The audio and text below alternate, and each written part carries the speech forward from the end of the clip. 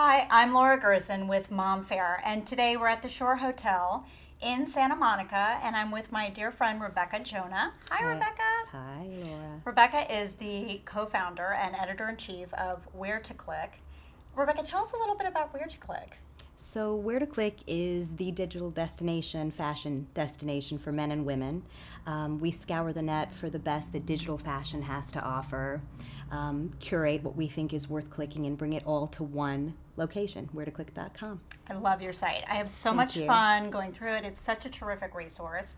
If you're really into fashion, it's a great place to go. And even if you're not really into fashion, if you're just interested in finding out about designers or great places to shop online or who the coolest fashion bloggers are, Rebecca and her team have assembled a pretty incredible site for you to check out. Well, thank you. But I'm curious because when I look at your bio, you actually were an attorney prior to starting this business. So what motivated you to start something in fashion and in online business at the same time?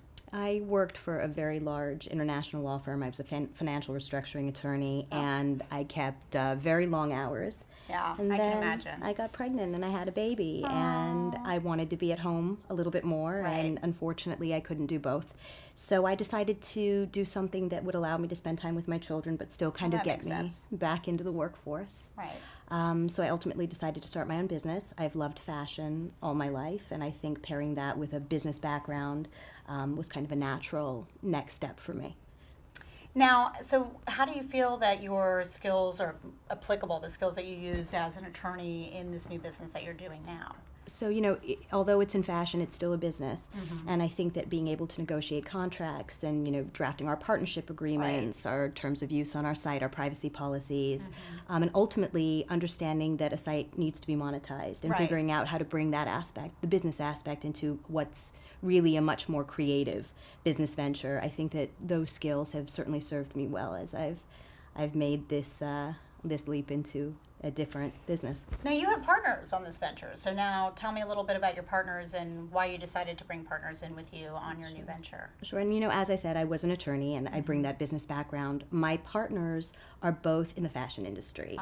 Okay, see, you bring in people who have other skills or expertise that can help you build your business. Absolutely, I think it's important to know what you know and what you don't know. I love fashion, but it's not something that I made, my life's work. My partner, one of them is a trend forecaster, the other is a stylist, and they have very creative minds, and they bring that creativity and I bring that big business background, and together I think we've assembled a strong team.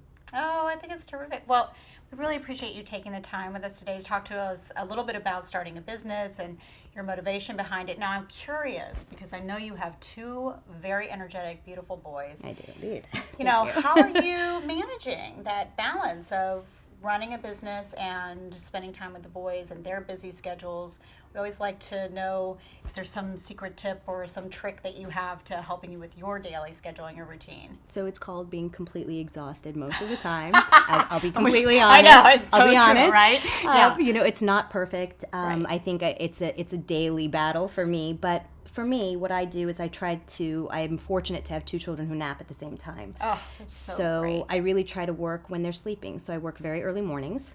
I work in the afternoon for about 2.5 to 3 hours, and then I work in the evenings after they've gone to bed and I've spent some time with my husband.